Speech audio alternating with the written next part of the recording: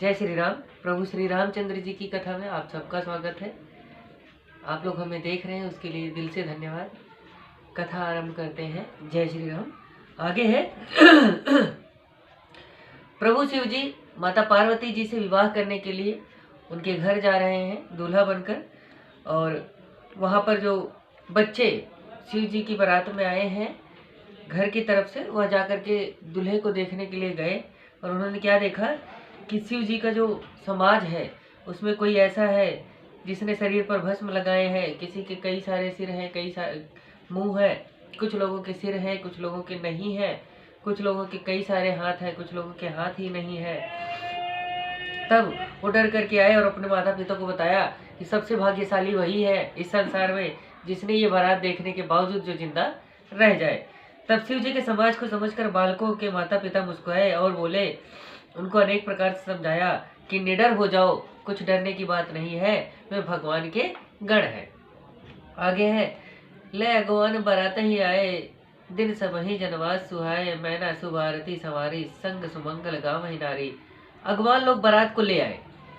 प्रभु शिव जी की बारात आई है सुन करके घर से सब लोग गए और सारे अगवानों ने लेकर के आए बारात को अपने घर की तरफ। सबको सुंदर जनवास दिया।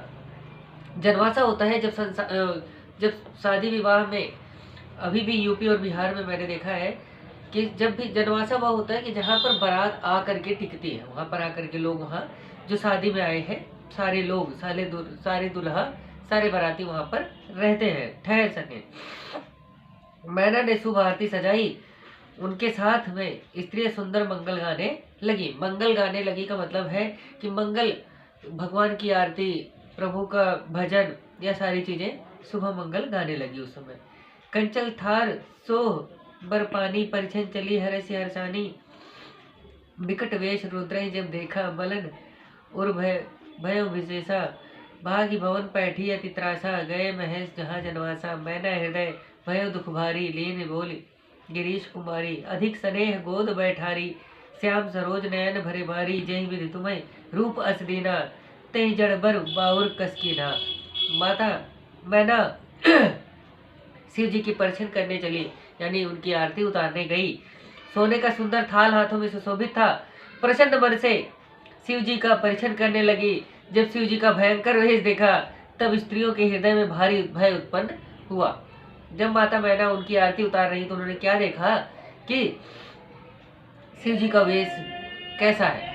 उन्होंने सांपों के मोर बना रखे हैं जो सिर पर पहने जाते हैं शादी विवाह पे, मोर वह पहना हुआ है। कानों में जो कुंडल पहने हैं वह भी सांपों के पहने हैं, हाथों में भी सांप पहने हैं, रक्त और भस्म लगाए हुए हैं पूरे शरीर में। ऐसा दूल्हा देख करके माता को भी डर लग गया। सारी स्त्रियां जो उनके साथ में थी वो सब भी डर गई। बड़े डर के भागकर वे घर में घुस गई सारी स्त्रियां। शिव जी जनवासे को चले गए। मैना जी के मन में भारी दुख हुआ और उन्होंने पार्वती जी को अपने पास बुला लिया। बड़े ही प्रेम से गोद में बैठाकर अपने नीट कमल के समान नेत्रों में आंसू भरकर कहा, जिस ब्रह्मा ने तुमको ऐसा रूप दिया कि माता पार्वती को इतना सुंदर बनाया है, उस मूर्ख ने वर को बावला क्यों बना दिया। उन्होंने कहा कि जिसने तुमको इतना सुंदर बनाया है, पार्वती माता को मैना कह रही है कि जिसने मेरी पुत्री को इतना सुंदर बनाया है, उस मूर्ख भगवान ने ऐसा शिव जी को ऐसा क्यों बना दिया कि वो बावले हैं। कस कीन बरुबोरा विधि जय सुन तुम ही सुंदरता दई, जो पलू चाहिए सुर तरु सुबर बस बबूर हिला गई, तुम सहित गिरते गिरऊ पावक, जरो जल निधि मोह परऊ, घर जाऊं अपसस हो जग जीवत, विवाह न हो करो। माता मैना ने क्या कहा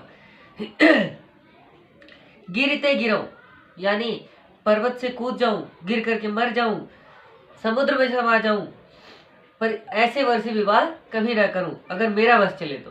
उन्होंने क्या कहा कि जिस ब्रह्मा ने तुमको इतनी सुंदरता दी उसने वर को बावला क्यों बना दिया।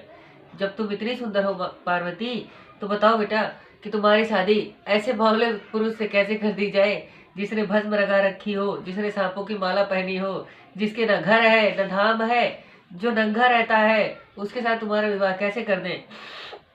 जो फल कल्प वृक्ष में लगना चाहिए वह जबरदस्ती बबूल में लगा दिया गया। कि जहाँ तुम्हारा विवाह किसी भी सुंदर वर से करवाया जा सकता था, वहाँ किससे करवा रहे हैं? शंकर भगवान से।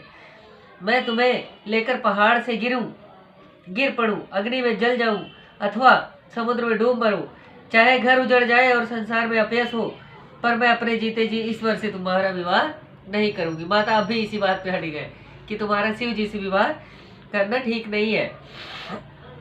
और वह इतना प्रेम है माता का, मैना का अपनी पुत्री के लिए, कि वह उनसे कह रही है कि मैं जल जाऊं, मर जाऊं, कितना भी अपयश हो जाए, लेकिन इससे विवाह नहीं करवा सकती। भई विकल अबला सकल दुखित देखी गिरनारी, कर विलाप रोदति वदति सुता स्नेह समारी।